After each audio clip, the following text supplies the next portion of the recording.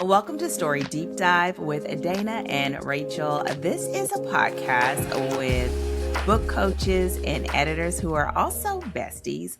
We discuss books not as readers, but as writers so that we can draw inspiration from great books and lots of laughs. And this month, we are reading Spinning Silver by Naomi Novik. And Rachel is over here doing her Vanna White thing. I don't understand how we even got here. I sometimes when you're doing the intro, I'll just because I know, okay, this is where maybe I'm playing a dangerous game, right? I know that it only puts me on camera when I'm talking, right? Like it switches when we're talking. So while you're talking, I will just add animated gestures to whatever you're saying of like, we are two editors, book coaches, and besties, and I'll just like animate whatever you're saying with hand gestures and facial expressions because I'm like, haha, the camera's not gonna see, like, it's not gonna be like recorded.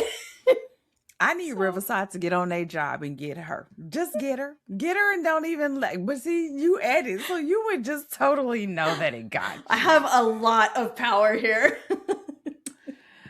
So with that said, before we talk about Rachel's power, we are going to dive into our overview of Spinning Silver, which is a Rachel pick.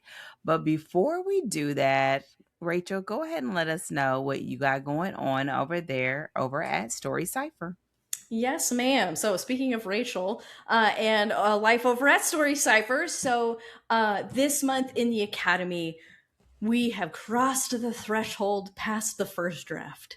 And this is one of my biggest goals in the Academy. Like the first 3 months are really about getting people over this hurdle, right? Like this is the hurdle that I find trips people up more than anything. Because once you get past the first draft, you're like, oh, like you can see the story more clearly, and you're able to like, oh, of course, like a lot of times, like, you know, I'm not going to say like, I say this to my clients all the time. I'm not going to say it's easy, but it's easier, or like it gets right. Like, cause the work is never like, I think easy is undermining the work a little too much, but there's like all of a sudden, right? You look at like that plot hole that maybe, or that thing in your outline that you're like, oh, like I don't like this, or like I can't quite solve this problem.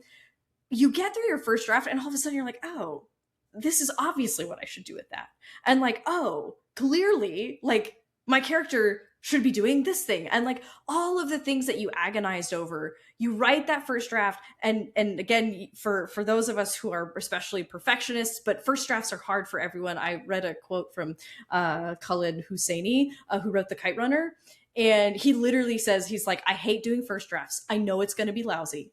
Like, and this man is like a great accomplished writers are like, my first draft sucks and I hate it every time. And so I'm always like telling my writers, like, if Khaled Hosseini's first draft can suck, yours is allowed to too. Like, you have permission here, right?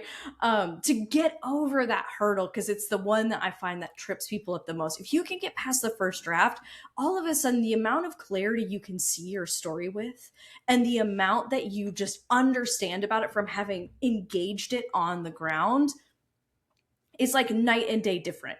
But that first draft is the hurdle that will trip people up from getting to that point.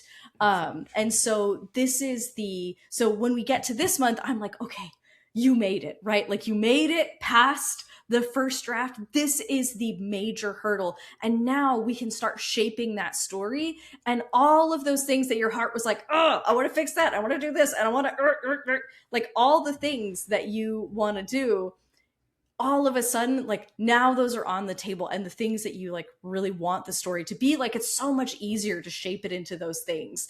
And so I love getting to this part because like there's such a relief that comes with finishing the first draft, but it's also where you get really deep into the story and into shaping it and really, really crafting it, like at that the level that, again, my students, that's what they've been wanting to do the whole time. And so we're finally here this month, and so it's developed. I built it so that it's got a little bit of margin built in, so it's like if your first draft isn't finished, like you're not going to get hurt.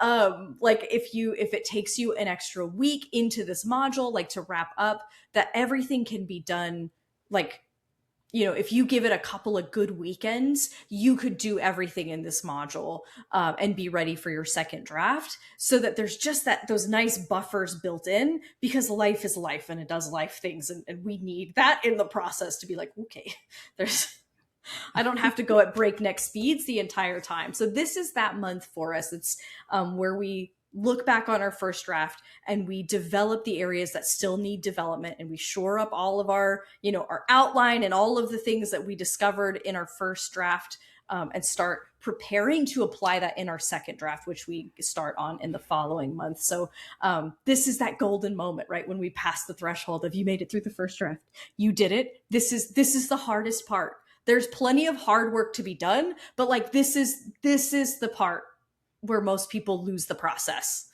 You can make it through this. And so when we get to this month, you've made it through that.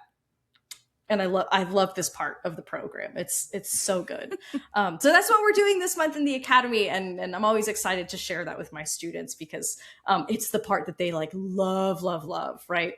So it's good. This is a great time in the program. And I'm really excited for my students, and our alumni are still just rocking and rolling, cranking out pages, cranking out words, doing awesome.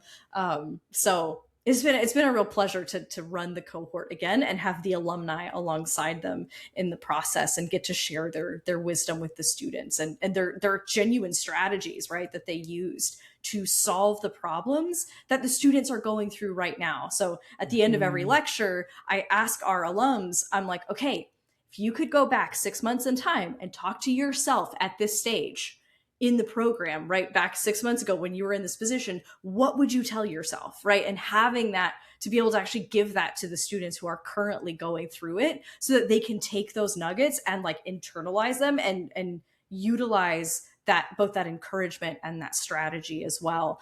And so, right, the more the program goes, the more people you get to pull to share in that experience. Oh, it's just so, it's why writing, right? It's why writing with friends is so fun and so special. So, anyway, that's what we got going on. So Dana, what's going on over at Danger Tales? What you got going on? Well, before I say that, I think that is so good. I was recently doing a YouTube video, and I was talking about how a lot of times the reason why people quit, you don't realize that in your mind you sort of painted this picture of your writing experience, and it usually doesn't look like what it takes to finish a first draft. Mm-hmm. You're usually thinking about what your students are about to go through during the second draft. 100%. Oh my gosh. Right? You are thinking about, you're diving in, you're doing all this stuff, but you can't do any of that without a draft being done. And so what happens is we sort of like romanticize the writing process, but the part that you're romanticizing is your future drafts, not the first one. And the reason why is because you don't think about staring at a blank page. You don't think about stringing individual words and sentences and paragraphs. Like, you are not thinking about how much it takes to get it sort of from your brain onto the page. And that's the part that's where it makes it such the biggest hurdle. And it's one of the biggest accomplishments, especially your very first time. So I'm so excited for them. I'm excited and proud of you, and I'm excited for them because it's like once you do it, it's like you can just keep going, because now because the moment you finish it and you have written the end, you know that you are absolutely capable of doing it. Yeah. And after that, it's like, it's gravy, baby. Yeah. And this has become like the hill that I will die on, which is that multiple drafts like matter, right? Like, they do. Like understanding that you will work in multiple drafts, and that is not just okay, but fully standard to the process, is like that I'm always reiterating that. And like, if I got a new writer and I'm like, okay, you need to understand something, my friend, like we need to get this out on the table, we need to get it out now, so that the picture in your mind can start to slowly acclimate and line up with the reality that's gonna hit. Because like, you're not just gonna be like, write a first draft and then it's like, ah, ta-da, like it's ready, it's done. Happening. Everybody writes in multiple drafts, and when you can set that expectation, it's still, the first draft still sucks to write, it still is hard, but at least you're not thinking, oh, this should be this should be one and done. No, it's not. It won't. And again, it's like, and I always point to the really prolific professionals, right? Of like, if they are writing multiple drafts, you can write multiple, like it's not, you're not writing multiple drafts because you've done something wrong. This Exactly. is like how the process Exactly. works and how we refine the story. This is par for the course. It is okay. And that's, I mean, honestly, exactly what I'm talking about. The other part of that is also realizing that you don't want it to be just one draft, because your best stuff is going to come when you already have the stuff that's bumping around in your head out. Mm-hmm. Because then you really can start shaping and molding. So yes, I'm excited for them, and I'm excited for you. And the more people that it can normalize that experience, and it gives them the courage to keep going and keep writing and finish that draft and go to the next one.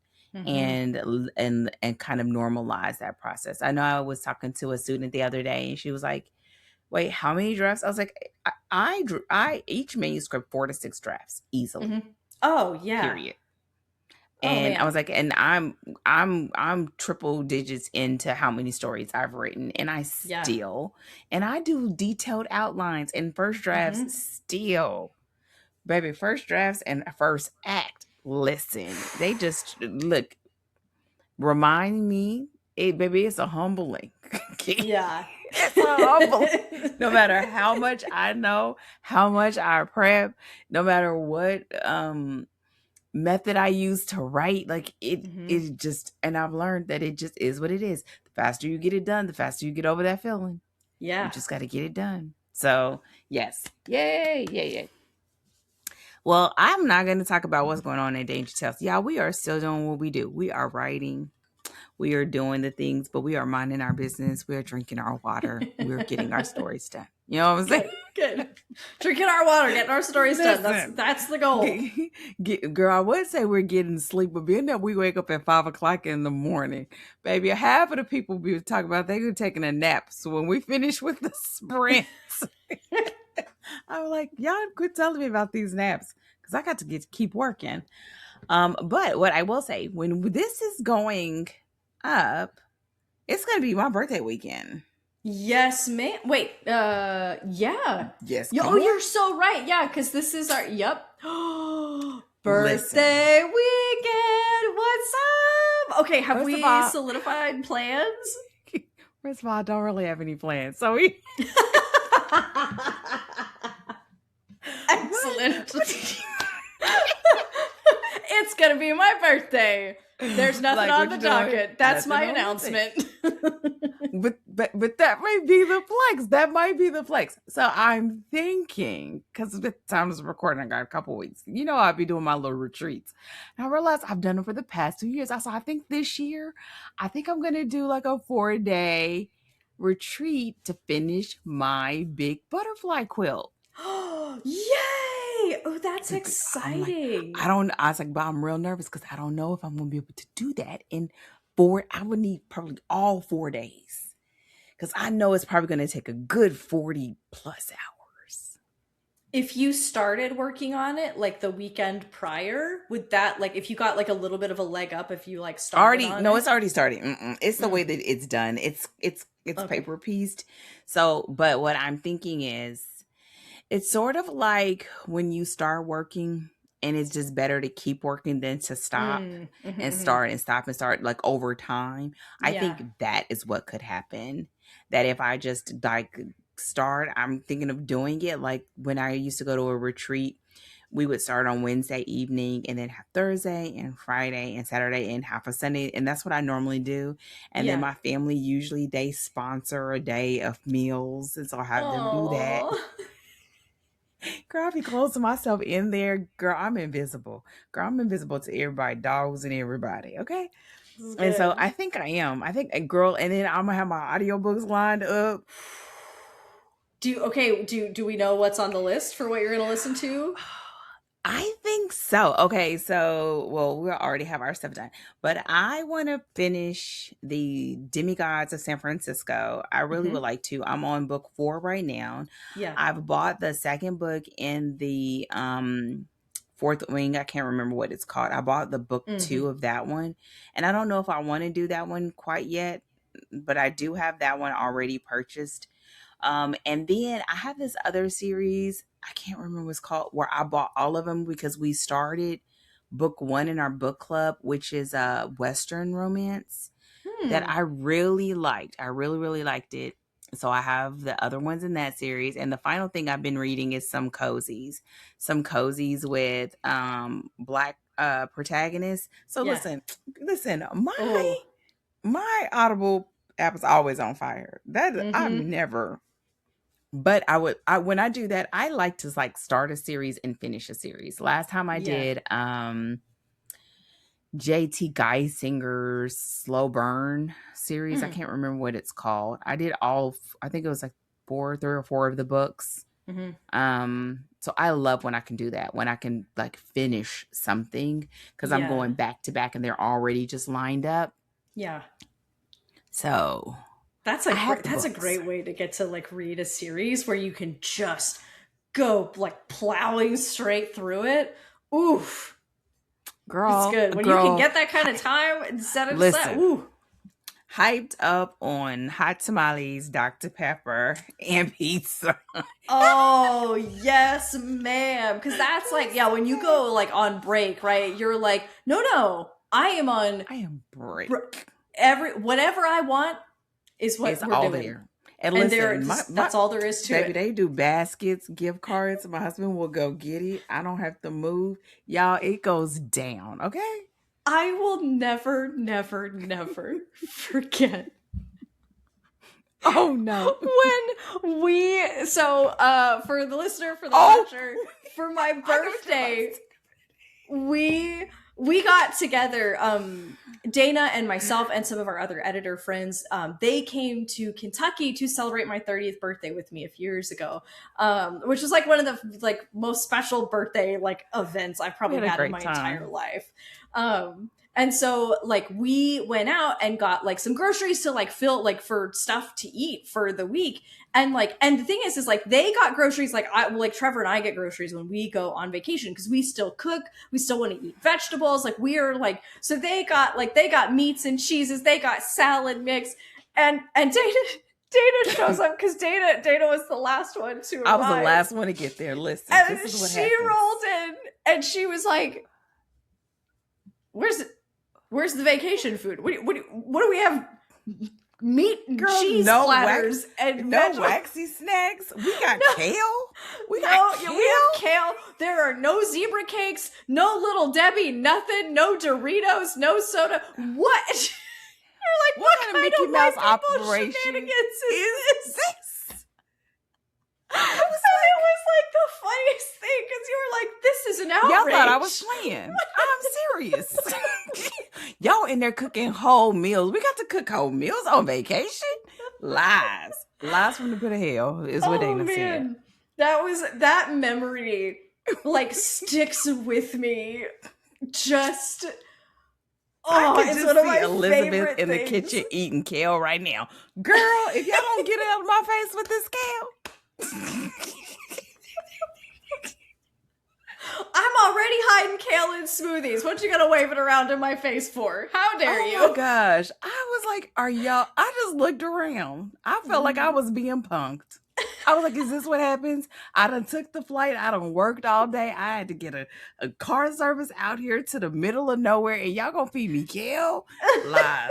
Send me back to Houston. I will say, For the record, I made a mean stack of pancakes the next morning, though. You did. There were some bomb pancakes breakfast up in there. Rachel did make her pancakes, but baby, that was after we had a whole kale. We had real meals. I was like, oh no, I've got to. Where is Instacart? Yes, and you literally placed an Instacart order of like, I'm getting Doritos, I'm getting soda. Like, you just listen. It wasn't immediately. It was immediately. Okay, I had to go get the snacks immediately. I'm like, what are y'all doing? Y'all want to stay up all night eating kale? Y'all, I love kale. Don't get it twisted. But listen, y'all done brought me all the way to Kentucky to eat a kale salad. Lies. Girl, and wait. And then the driver was like, oh, he was telling me all the stuff that he could go take me to get to eat. Then he was going to talk about, you want to go to KFC? Why would I come all the way here to eat KFC? I can eat KFC at home. Girl, KFC totally home. Forgetting this is Kentucky. I was like, oh, okay. But no, I don't want it. I will tell you, KFC is not better in Kentucky than anywhere else.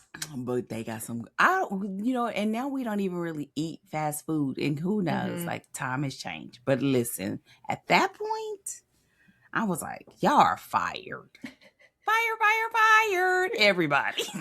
Wait, so, but next time, like if we when we go on our Lexington trip, now, would you be like, all right, fine, I'll eat the kale? Or is it like, no, I'm packing my Doritos, I'm getting my soda, my hot tamales. Like, I am not eating no kale on vacation. Okay. The only time you gonna see me eating kale on vacation, you go to some of these conferences, and I guess that's a part of rites of passage. They gonna do a kale salad. Y'all listen, I don't have no There's problem always with a kale salad. Listen, always. So and here's the thing about it that makes it so bad. I love kale, but I actually don't like it really in salads if you don't know how to massage it right. Most people don't know how to massage it right. So it's too weird bitter, and like bitter and they don't remove the stick. Listen, y'all, this is not a cooking thing. However, when I do kale, I personally prefer it steamed. I love steamed kale, and I like it seasoned well. And most people don't do that. So if you're not going to do it, just leave me alone. Pass me my Doritos because I don't have them at home. Pass me my Doritos and my Dr. Pepper, and don't be looking at them after you picked kale. Now you eat your kale. You go and sit over there with your rabbit food. Listen, you have your rabbit food. You made your cage, now lie in it. Come on. With your kale and your almonds. We make sure we don't put it in the house if we don't want to eat it. That's what we do. So when we go on vacation, it's coming with us, man. You already know. Every time we've gone, what do? The first thing I do, order my stuff. Instacart. Oh, come on. It was making me think how much I miss when we used to go to Nashville at least once a year. No. So we're just start doing it.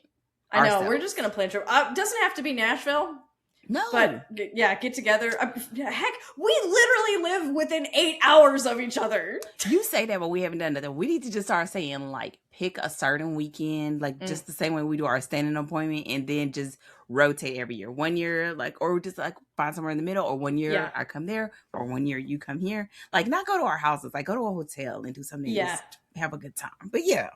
And y'all, we don't be doing nothing but sitting up running our mouths. But we literally just sit and talk, which is already what we do. But we just talk some more in person, and it's awesome. It's so good. Falling asleep. Like, girl, are you awake? Nope. Okay. Stop talking now, Rachel, because I'm tired. Wait. You should also know. I need everyone to know. So, because of the way that the Airbnb that we stayed in was, there weren't actually enough beds. Like, there was something, one of them had like a really bad pull-out bed or something. It's like one of those things where like technically there were enough beds, but one of them was like, you can't subject a person to sleeping on that. That's inhumane. It was on the living room or something like that. It wasn't comfortable. That's what it was. So Dana and I ended up sharing a room, and we slept in the same bed, and we would sit up in the bed and we would talk, and then we fell asleep watching Pride and Prejudice on Dana's laptop. These are like, I just need you guys to know that this is our life. This is what happens. Girl, stay on your side. You stay on your side. Yo, we had so much fun, and we got a lot of work done. We did. That's when you did your company stuff. Yeah, Like, that's where sort of like story ciphers like first came into like being, yeah. which is crazy now. 3 years later, my in 10 days, my 33rd birthday's coming up. So And yeah, now it's look at you. crazy. Look at me now. Yes. Oh my gosh. Her turning 30 was just a thing. Yeah, it was really cool. I was That's probably one of the best birthdays I've ever had. I think It was so great. We had some moments, but it was like overall we great had some moments. experience. We did. A moment was had by all. Okay. Oh my gosh, we did though. We did. We had some great. We did have great food though because we went to a Yes. couple of places. So yeah, so it wasn't all kale, but y'all, I was just like, what in the When that's world? the So first impression, Data's like, whoa, hold on. every, oh my gosh. Listen, I was like, did they drag me all the way from my house? To feed me stuff I could have had at my house. Rachel, I'm looking at Rachel like, because we stayed together a lot. So we Yes. stayed together a lot. So you know. I was like, oh heck no. I done got in there late at night. I didn't have to drive out here to the sticks. It was dark. I couldn't see nothing past the end of my nose. Y'all playing. And then I was wondering where the black people at. Okay, because Rachel. Well, we did have fun. We did have fun. And it was a great celebration. Look at me. And it was a great celebration. So with that said, y'all, basically what we're saying is we need to put together a live event or something and just have a great time. Break Yes. bread with junk food. Oh yeah. Like we would have some real food, but we would also have some junk food. You gotta have junk food. If Dana Like, ever you gonna hosts have, an like, event, you're gonna know there's gonna be some junk food there for you. Well, here's what's so funny. Whenever I do real events, I don't have junk food. No? But I do have snacks. I do have Yeah, rooms okay. set up with snacks, and I usually get Mhm. bags with snacks because I just Okay. think snacks and writing go together. Yeah, that's But true. I normally have real food because I love for you to feel like you have good food. Yeah. But I Especially don't think because you're that's like kale here to salad. not necessarily. No, not necessarily. But it is, but you don't want to be like, oh, I'm going to do this writing. I'm going to be creatively inspired. And you feel like either hungry or like sluggish. You're like, Exactly. ugh, like I'm going to be sick. Like you don't want that either. And I like to have like a whole, like when at the place where we used to do it, like I have a whole table with all these different snacks and I have the drinks rotating in so that they're always fresh. And then we put certain like little snacks in your personal bags. I just love that. I love that. And I love most of the time I pick places where the meals are usually like all you can eat with variety so that it's, like not catered to one kind of eater. Mm-hmm. Yeah, because food is a huge part of an event. Yeah, it really, that can change your experience of an event where you're like, I beg your pardon? I know. I knew as soon as you said, I was like, oh, I know where she's gonna go. Y'all, if y'all ask me, come tell me about no snacks, don't come for me. Because I was serious. I was so serious. I was like, after that long drive from that airport, in the middle of the night, I was like, listen, I did not come all this way. Y'all to be sitting up cooking real meals. I was like, oh, Lord. Also, we were halfway through a bottle of like white wine. Y'all was. I was like, listen, this is what happened when you come late. I couldn't imagine there's already a momentum going, and you're like, all right, well, this is happening. Like stepping in the middle of something. In the middle. With that said, let's go ahead and dive in. And basically what we're saying is Rachel and I need to do something. We need to get together. We keep saying it. We're going to do it. We're going to do it. So as we get ready to jump into this overview of spinning silver, Rachel's going to kick us off with her summary. Yes, ma'am. In this Rumpelstiltskin-inspired fairy tale, Miriam is a moneylender's daughter living in a small town near Lithfuss, where stark raiders and lengthening winters threaten to bring ruin to palace and peasant alike. Her soft-hearted father refuses to collect repayment, plunging the family into poverty and forcing Miriam to take over the family business. There's nothing magical about Miriam's keen eye for business, turning silver into gold, until she catches the attention of a Staric king, and Miriam is wrapped up in a conflict of czars, demons, and Staric. Caught between two worlds and the conflict between them, Miriam must fight to protect her family, her people, and choose whether she's going to be a pawn or a queen. So we have our summary, and we sort of already had some topics that we wanted to just kick off this discussion of spinning silver with. And you want me to just sort of go through them, and then we just, because this is Rachel's pick, but I sort of did the list. So let's just go ahead. Um, I'll go through the list, and then we'll sort of go through them maybe. Yeah, I think the context will be a good one to start with because it's just sort of teeing up the story itself. Well, you do that. You do that. Okay, so something to know about this story is that this really is like it's a historical fantasy framed to feel like a fairy tale, right? So it has that sort of fairy tale feeling. It's it's soft magic, it's enchantment, it's thematic, but it's really and so it has that fantasy fairy tale element to it. But it is also set against a historical backdrop. And so there's, I'm pretty sure the town, Lithvas, I'm pretty sure it's a fictional town. I don't know for sure. But this story is set against the Jewish experience in Eastern Europe. I would flag it probably around the 1800s to 1850s. When Jews were often, and this was happening long before the 1800s, but where they often lived in these sort of walled off quarters of the cities that they lived in. And our protagonist and her family, she's living outside of the Jewish quarter of a bigger city and in a small town where they are the only Jewish people in the entire town.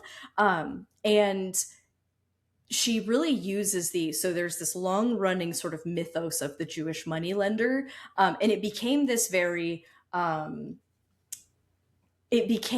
sort of like legend, almost this way that people viewed like Jews and their reputation and what a moneylender was and what they did. And this is like she's really building the story off of this backdrop. So it's really cool because we are squarely in this kind of fantasy world, but with very clear, very well researched historical backdrop of a particular place and time in Jewish history and in Jewish experience. And so I just think that as an aspect of the story which she handles so well, it just really adds to the layers of the story overall. But I think just kind of knowing that that's the story you're walking into, I think is quite helpful to kind of recognize we're almost in like a historical fantasy with a sort of fairy tale sort of vibe to it. Hmm. So then, I mean, you sort of touch on this sort of like that we are. I think even when you saying that can make it feel like it's I don't want to say heavy, but that it's sort of has a whole lot of cultural aspect to it.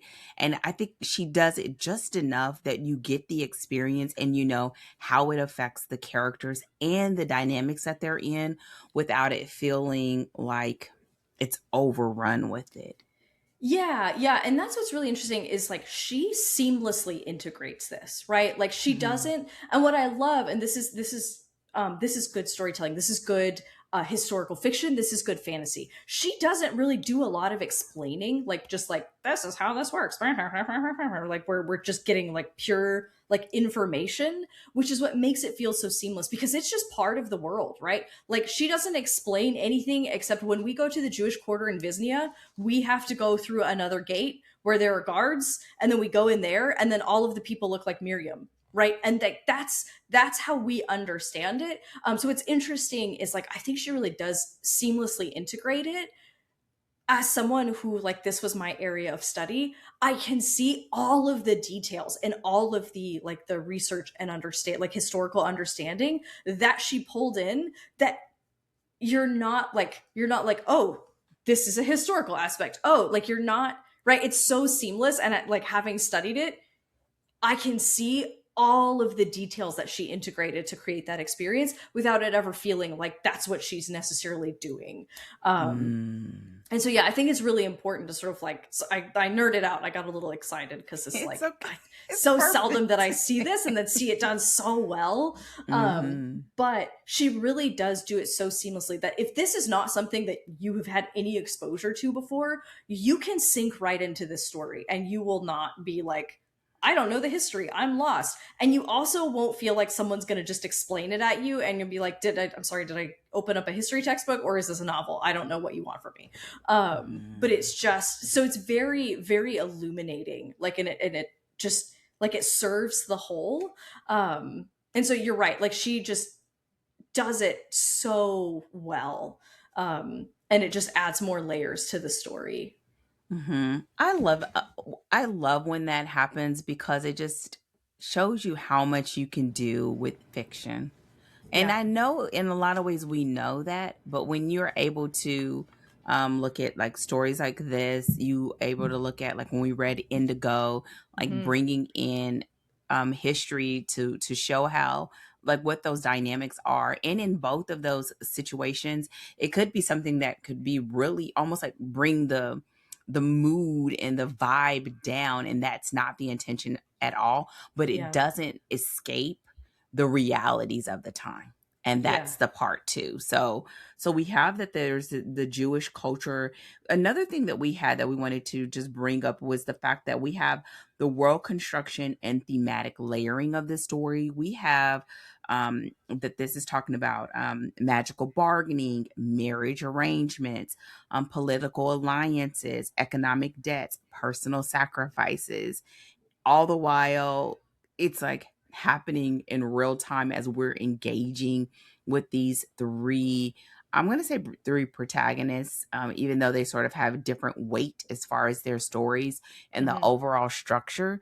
But we have those three protagonists, and we talk about it considerable, like at length as we move forward in these episodes. But the fact that she touches on all of those areas with this backdrop and Yeah. still um, sort of pulls you in and has you really engaged and rooting for these three women.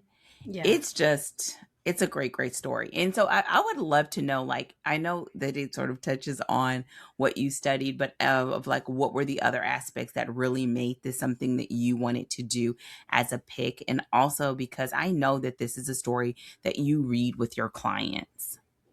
Yeah. You know, I think one of those factors definitely being that like just as a historical fantasy which we haven't seen yet, it's a type of fantasy that we haven't really had on the podcast yet.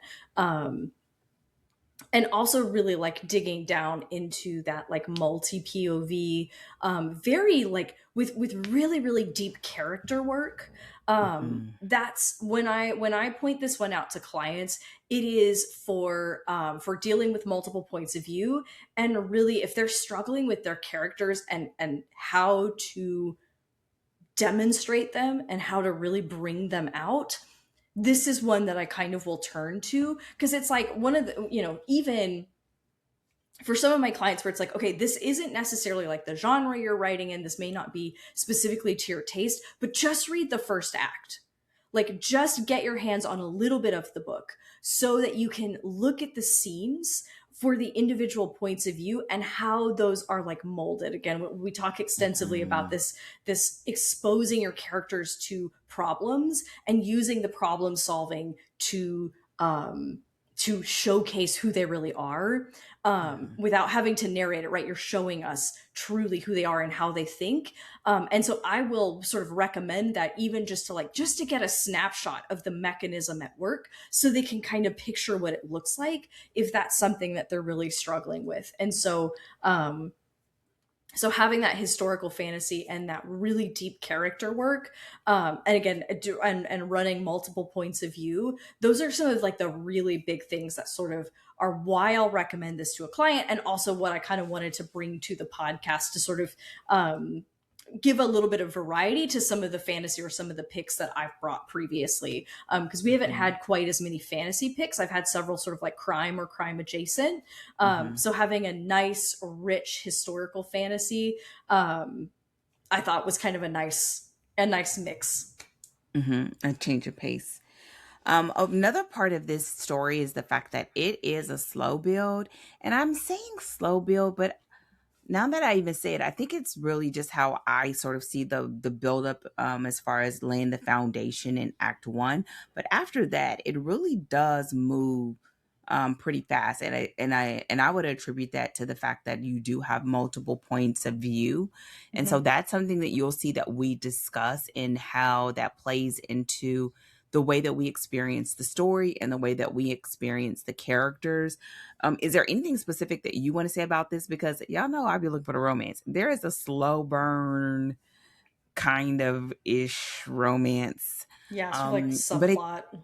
it is a subplot, but I think the overarching sort of, I wouldn't even say overarching, like the undercurrent is about love, right? Of like, of people, of family, Yeah. and really of self, and Yeah. how each of them are really learning who they are and the lengths that they will go um, to have a different existence Yeah. within the confines of where they are, the time, the location, the gender, the Yeah. ethnicity, and all those sort of things combining.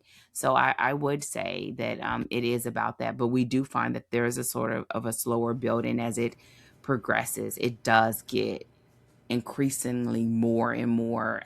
It's not boom bam pow, but it Yeah. does pick up considerably.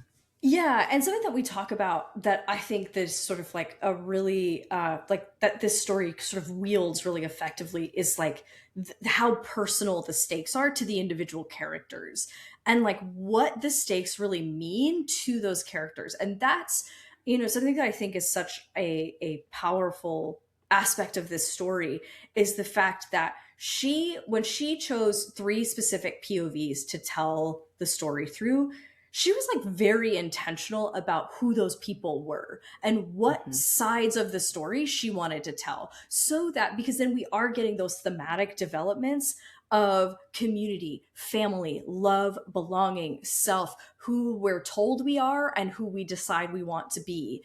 And all of these elements, we get to see them through three very distinctive perspectives. And so our protagonist Miriam, right, she is a Jewish woman living in this town where she is apart from her own people, right? So she doesn't live in the Jewish quarter in Visnia. She lives in this random town where she's the only Jewish person, or her family, they're the only Her Jewish people in the family. Hmm. town. And but then we get Wanda, who she technically would be considered in the in group as far as she is just classic townie. She's Eastern European, just right. She's like everybody else in the town, but her family is undergoing extreme financial hardship, right? And so she's kind of like in this position of poverty, but also because of the family dynamics, right? It's almost like her family doesn't have to be in poverty, but she doesn't have any control over what happens with the money. And then we get Irina, she is like from one of the noble families in Litvas, which is like the big city. And her experience is dictated by the fact that like she is not beautiful. She's a bargaining chip for a an advantageous alliance, right? And so each of these women, right, they're experiencing their own version of this world, and they're so distinct from one another is the Hmm. thing, right? Is it's like these three different women who have completely different backgrounds, whose lives get tangled up in each other's, but because of those different backgrounds, what the stakes mean to them individually are vastly different but deeply personal. And that's something that this sort of like multi POV, and like you said, once this story gets going, like it really feels like it gets going, and those stakes being very deep to the individuals and being different for the individuals, is a really phenomenal aspect of this story. And again, a great thing to look at if you have decided you're going to do like very intentional multi POV, this is a great example, at least for our three. We'll talk more about the other POVs in the coming Mm-hmm. episodes, but at least for these three key points of view, a great example of choosing your points of view to absolute best effect, right? To explore your themes, to create variety, so we don't get just three different versions of like the same person, right? They are very, very different and come from very, very different angles of this world, or different sides of this world, and really using those points of view to add to the story, and not just to sort of create like ballooning, like unnecessary ballooning. Yeah, that it really does. It adds layers, and it's the fact that they are experiencing the same or similar circumstances, but the consequences of those circumstances and how it impacts their world differs greatly. Yeah. But at the same time, it doesn't, right? They're Yeah. still women. They are Mm-hmm. still being subjected to, the requirements of marriage, the requirements of being underneath the sort of, um,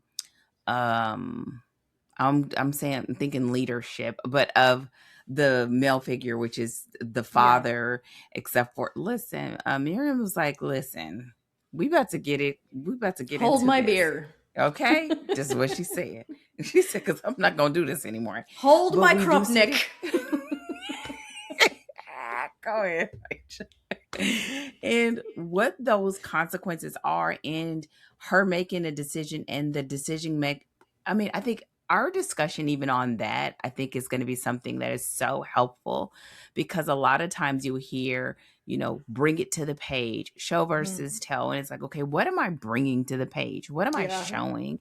And I think this is a really great example of it, especially if you are in an environment, or you're writing a story that doesn't have a lot of action, Mm-hmm.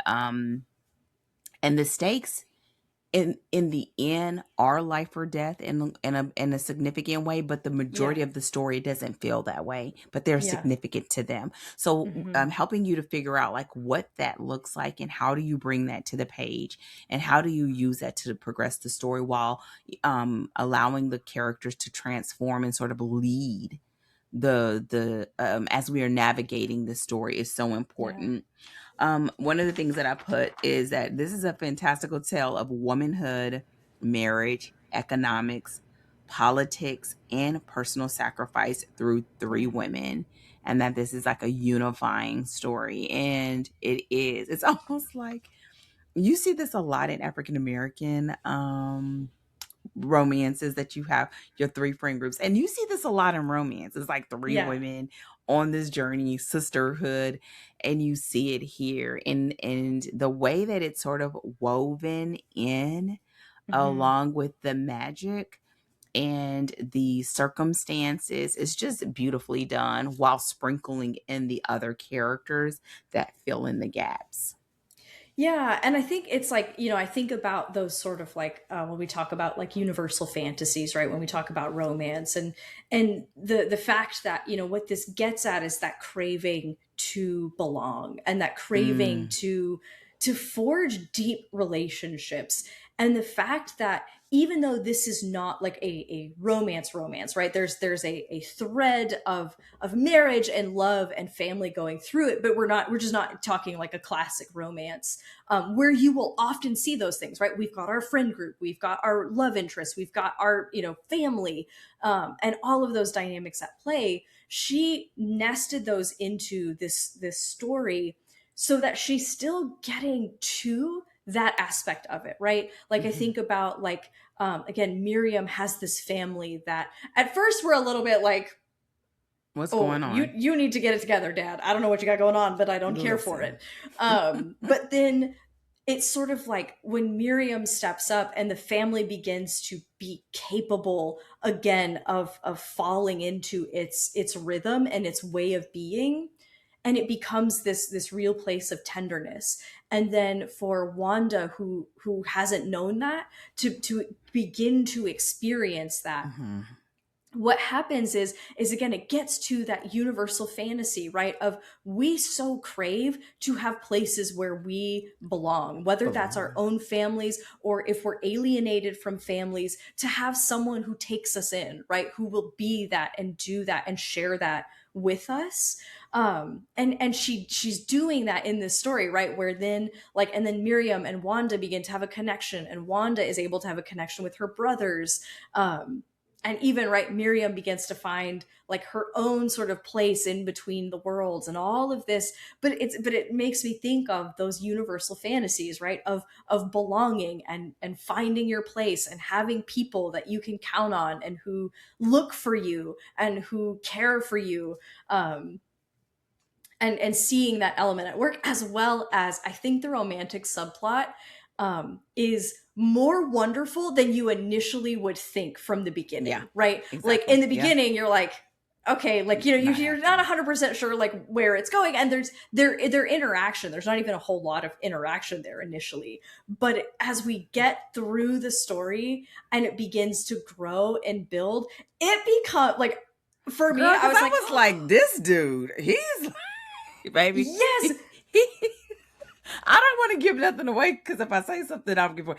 But yes, I was just like, listen, dude, And please then like, right, when our understanding begins to shift shift. and it begins to develop, all of a sudden there's this kind of point in the story where then it's, you start to see like, oh, A this is softening. nice, this Yeah. is sweet. And let me tell you, when that man calls her lady, but like not like, because like Dana and I, we say lady, right, we're like, oh, lady, listen. When he says it, it's like, why is this hot? Okay, like hello. And it's so good. And so it's what I love is like, is the surprise of how wonderful that thread of the story actually Mm-hmm. ends up being, where it doesn't feel like there's maybe like a lot in it, and the way that she manages to develop it and again surprise us.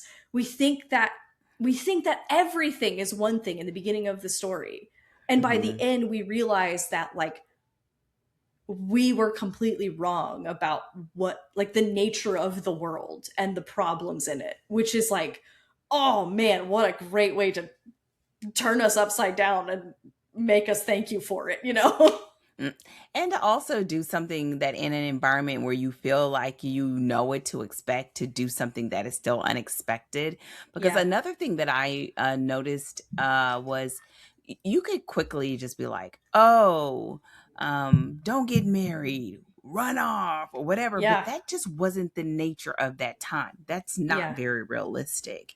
And so it's like, how do they deal with the circumstances that they find themselves in and also attain some sort of agency, Yeah. right? We talk about this in the future episodes about how bargaining is such a huge part of this story experience of like, what would it cost? I think it was the quote Yeah. from Morena's dad of like, nothing comes without a price. And Hmm. it becomes this sort of bargaining of like, what are you willing to pay?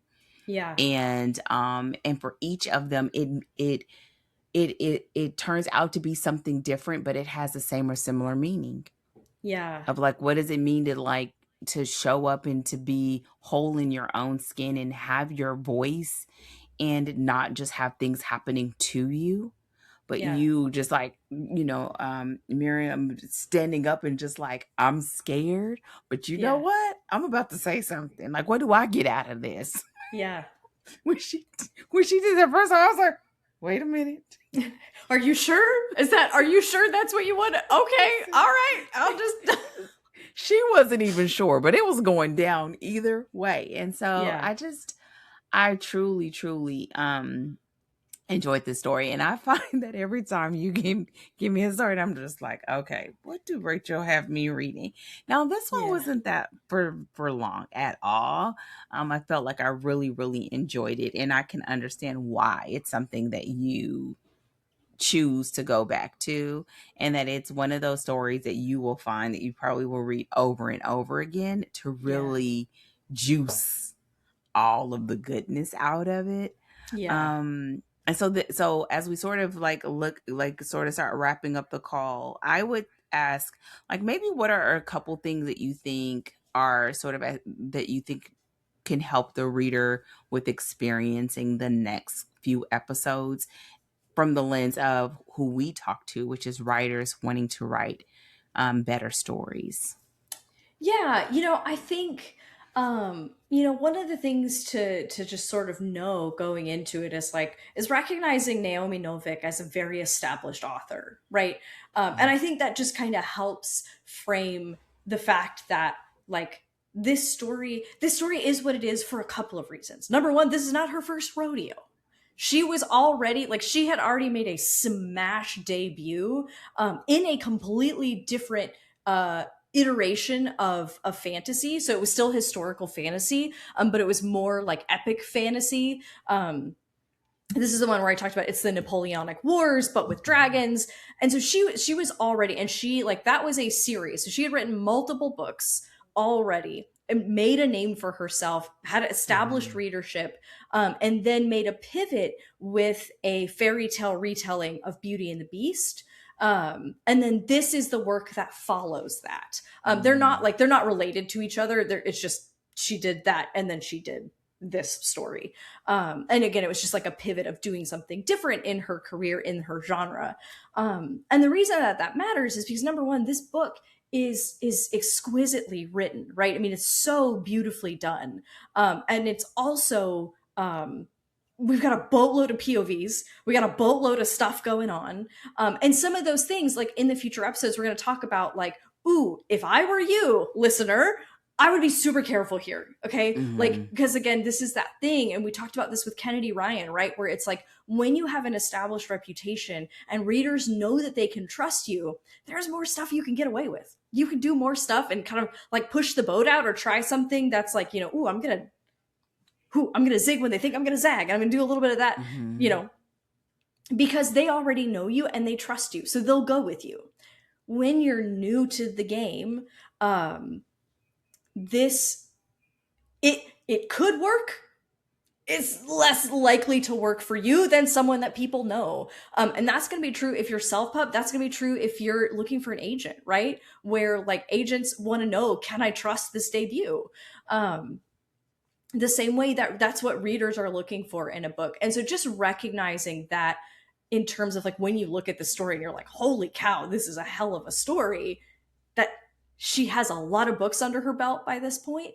And also what we talk about when we're like, ooh, if it were me, I would maybe suggest something slightly different, so that right where those kind of lines are, right? Which is why we highlight the really key takeaways of like, these are the things that like she does really, really well that we recommend like really boiling down into, right? POVs and themes and the stakes, the way that you escalate them and make them personal, and develop your characters. And those are like, those are sort of like your safe takeaways, so to speak.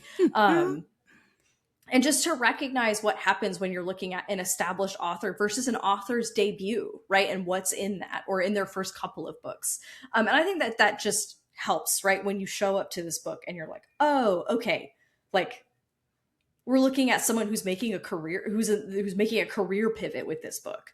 And that can just kind of help when you're thinking about the conversation that we're having and what you read when you read the book. The one thing that I will add to that is that I say this several times, like you can write what you want to write. It's your book. But what I, as a coach, am always advocating for is that when you make a decision, that you're making an educated decision, that you're making an intentional choice. Yeah. Here, for example, just because it's an easy grab, you having multiple points of view. Yeah, the 3 we're rocking with. Some of the extra ones we're like, ooh, don't do that on your first time out. Right. Yeah. And so it doesn't mean don't ever do it. No, but it just it says that if you decide to do it, know that you're taking a risk. Make it a calculated risk. You know, is there something very unique about this? Is the reason why she chose 3 point of views instead of 1, right? What are the things that we get from those other point of views that we wouldn't have received from just the 1, as an example?